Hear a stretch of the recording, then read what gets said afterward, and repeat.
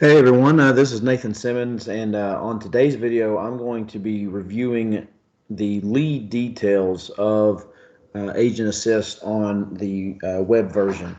This is going to be somewhat of a short video, but I want to make sure that you guys understand, whenever you are viewing a lead, whether it be on the mobile device or on the desktop version, as I'm going to show on this video, what all the information means whenever you do click on individual leads. Where I'll start is just for today's example, I'm going to use Eddie's Auto Sales here. When you click on the lead from the desktop, when you first click on that, there are uh, going to be different just things that appear here, and I'm going to go through a few of them. If you notice on the web version, just when you click on it, I mean it's typical stuff that it's identifying about the business, and so you got the number of employees. That's what this EE means. It's telling you there are 9 here at this location and 9 globally. Evidently this is the only location for this corporation or for this business. According to the information that we have in Agent Assist, that is filtered from Dun & Bradstreet. So I've mentioned in previous videos, you do have the option to be able to abandon a lead and get rid of it out of your own claim leads to where you don't have it anymore. And where you would go to do that is obviously right here. So you can hit abandon lead, and then if you were going to do that, you can choose to do away with the business, or you pick whatever the reason is.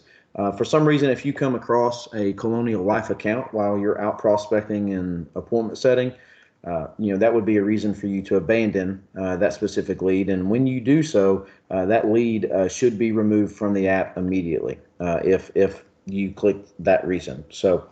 You can also, if for some reason you need to request an extension to work on it for a longer period of time, right here is where you go to do that. So say you run an appointment with somebody that maybe they want to meet here in a couple of months. Well, that might be outside of the working window that the lead might expire. So all you've got to do is go request an extension, and you put how long you need the day, or what date you need the extension till, put the reason for your request in the notes there, and that request gets sent to your direct manager, whether it be an ADM or DGA or whoever it may be.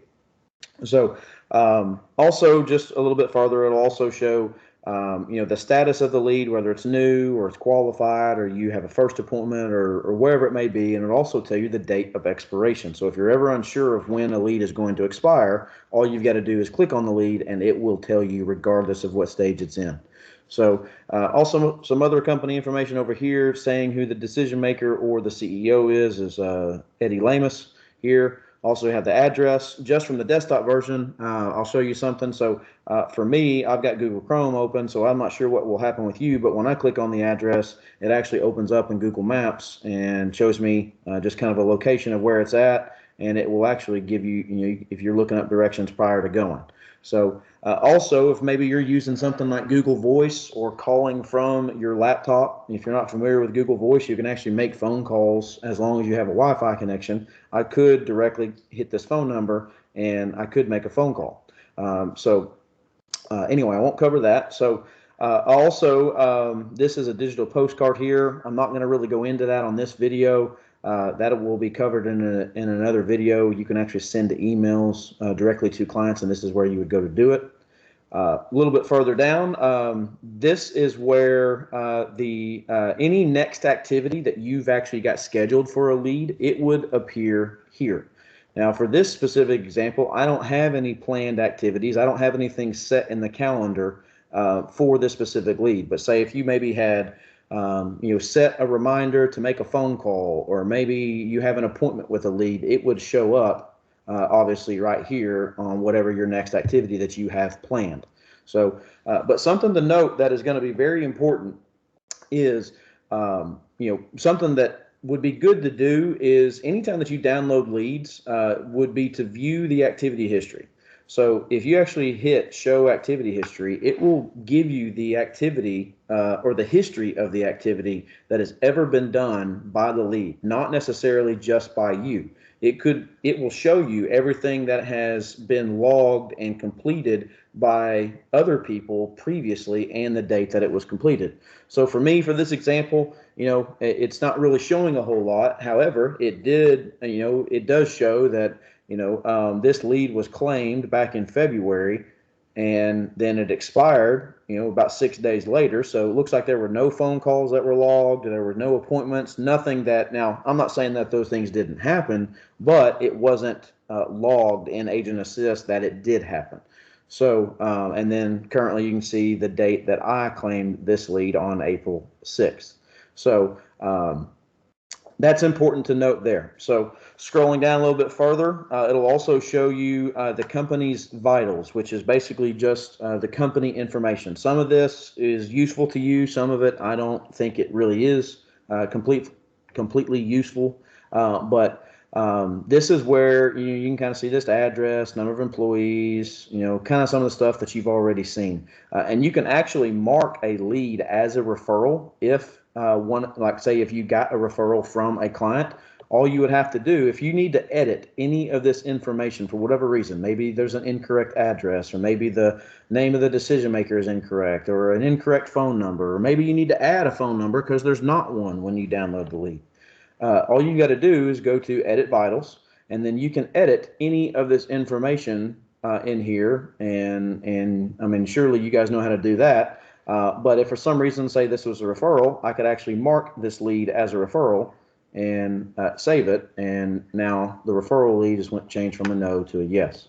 So that's pretty simple there. Scrolling down a little bit further, you can also add additional contacts for this business. So currently the point of contact that is only listed here is, Eddie Lamus, who is the supposed CEO.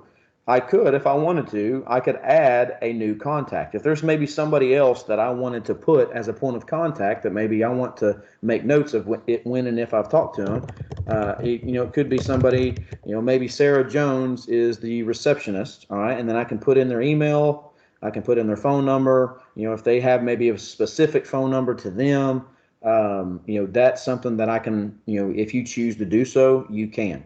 And so you've got a couple of preset labels here that you could choose, but if for some reason you don't want to use one of those 4 labels, you can actually click other and then type in whatever label that you maybe want to use. Maybe it's vice president of operations, or just whatever their company title is. So I could save that, and now that person is logged as a contact. So anytime that I complete an activity with this lead, I could choose Sarah as the person that I completed the activity with. Maybe if I talked to her or scheduled an appointment with her, or whatever the case may be. So I'll scroll down a little bit further, and then lastly, there is a note section for you guys to take any notes, just general notes for the account, and you can put that in there. So pretty simple, as you can see, very, very easy to manipulate and organize, but that is all you need to know as far as the